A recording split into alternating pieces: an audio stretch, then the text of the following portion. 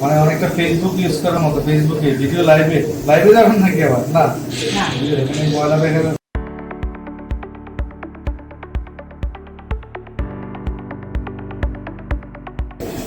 তো মজার বিষয় হচ্ছে আমাদের দেশে নিজেই গল্প করতেছে, আমাদের সাথে ভিডিও করতেছে কর্মসূচি করার সময়।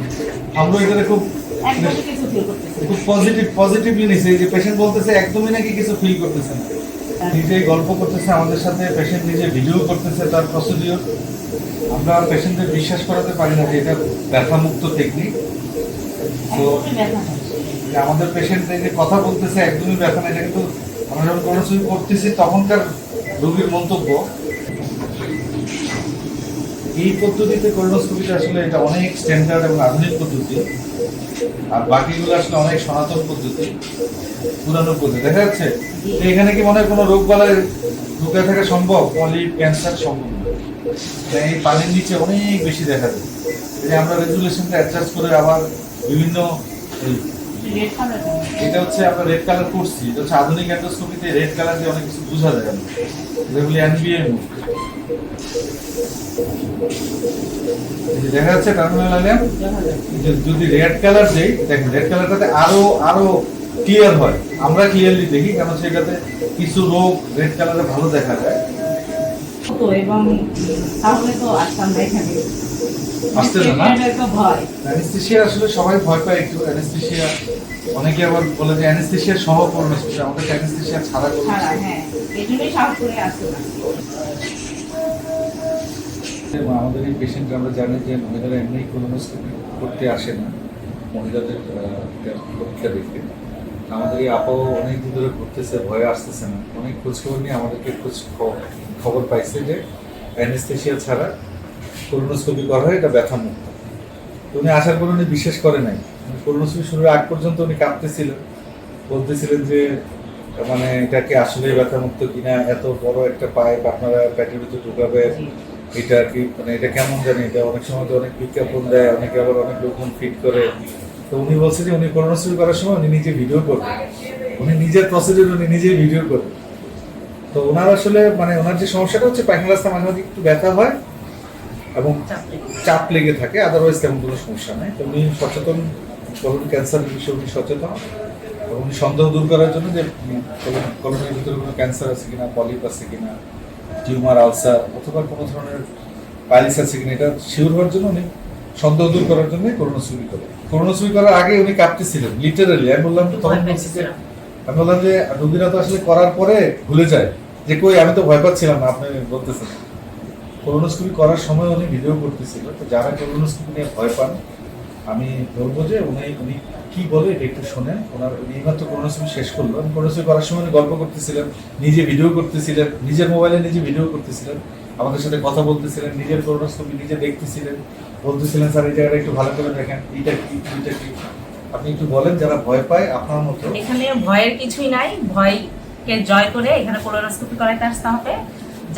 যাদেরকে ডক্টর সাজেস্ট করছেন তারা এখানে নির্দ্বিধায় আসতে পারেন। যারা করতে চাচ্ছেন মানে ভয় পাচ্ছেন, অন্য কোথাও করবেন না, এখানে খোঁজখবর নিয়ে এখানে আসতে পারেন।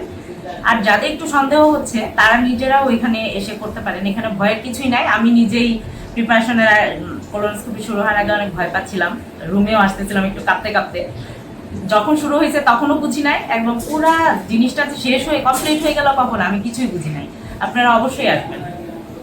আরেকটা জিনিস হচ্ছে মহিলাদের একটা বিষয় আছে, আমাদের মহিলা স্টাফ যারা আছে, শাহনাজ আছে, আছে, তো ওরা হচ্ছে মহিলাদের স্পেশালি টেক কেয়ার করেন ফিমেল পেশেন্টের জন্য।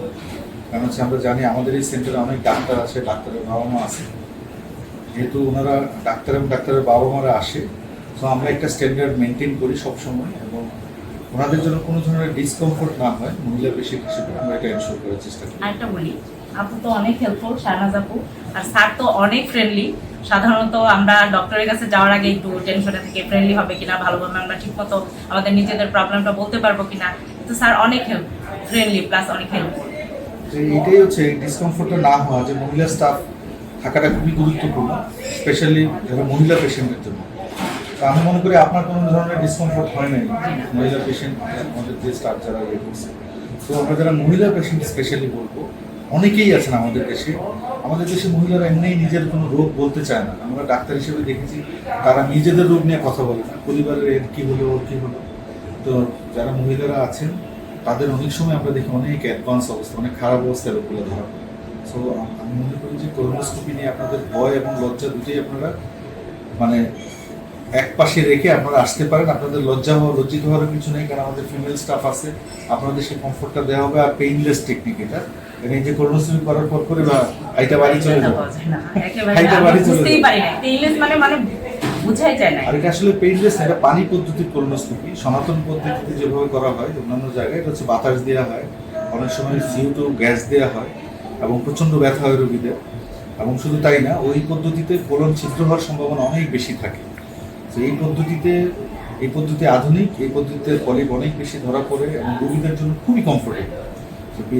উন্নত দেশে অনেক জায়গায় এই পদ্ধতিতে কোলোনোস্কোপি হচ্ছে, আমাদের দেশে আমাদের সেন্টারেই শুরু করেছি আমরা, এক্সটেন্সিভলি আমাদের এখানে হয় এটা। সো যারা ভয় পান তারা এসে অন্তত করতে পারেন আমাদের কাছে, কোলোনোস্কোপি করার জন্য আপনারা আসতে পারেন। আর কিছু বলবেন আপনি? তো যারা ভয় পায় আসলে তাদেরকে আসলে ভয় ভাঙানো না, এখানে ভয় পাওয়ার কিছুই নাই। যারা করার আগ আসতে পর্যন্ত হবে। করার আগ পর্যন্ত কেউ বিশ্বাসই করে না। হ্যাঁ, আমি নিজেই বিশ্বাস করতে পারি না যে এইখানে এতটা পেইনলেস, মানে বুঝাই যায় না পেইন তো পেইনলেস কি বুঝাই যায় না। মহিলা পেশেন্টরা সাধারণত রিভিউ দেয় না। আমাদের এর আগেও রিভিউ দুজন জোর করে দিয়ে গেছে যে স্যার আমি তো, আরেকটা মেয়ে আসছিলেন আমাদের সিস্টার, সে বলে স্যার আমি 7 বছর ঘুরছি, আমি নিজে সিস্টার, কিন্তু তারপর আমার কাছে মনে হচ্ছে যে মহিলাদের কোলোনোস্কোপি কিভাবে হয়। সে আমাদের এখানে কোলোনোস্কোপি করার পরে যখন ব্যথা হয় নাই, তার কোনো ধরনের অসুবিধা হয় নাই, ফিমেল পেশেন্ট তাকে অ্যাটেন্ড করছে, তখন ওই সিস্টার বললো যে স্যার আমি একটু মোবাইলে এটা বলে দিয়ে যাই, অন্য যারা ফিমেল পেশেন্ট আছে তারা যেন উৎসাহিত হয়। তো আমাদের এই হ্যাঁ, ফিমেল female পেশেন্ট আসলে এটা একটা সদকা জারিয়া করে গেল যে এটা তো একটা পরীক্ষা, একটা রোগের মানে একটা যুদ্ধ আমাদের। সো এখানে কোনো ধরনের পুরুষ মহিলা নাই, কিন্তু তারপরেও মহিলাদের জন্য আলাদা ব্যবস্থা আমাদের এখানে আছে। ধন্যবাদ।